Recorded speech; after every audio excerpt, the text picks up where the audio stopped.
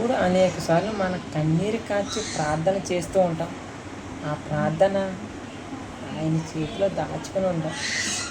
నీ కన్నీరు ఎప్పుడు అది నాట్యంగా మారుద్దాం అనుకున్నాయంటే,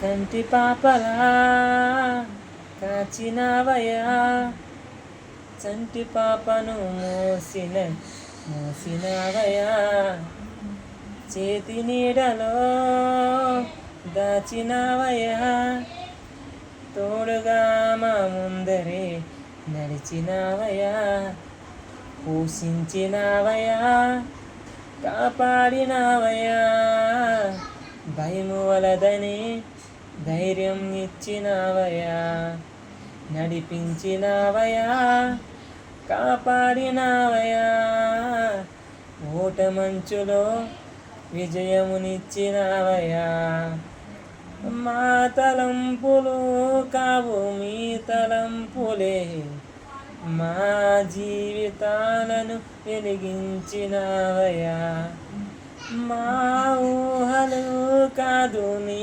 ప్రణాళికే, మానక సమయాలలో నడిపించినవయా, కంటి పాపలా కాచినవయా, చంటి పాపను మోసినవయా.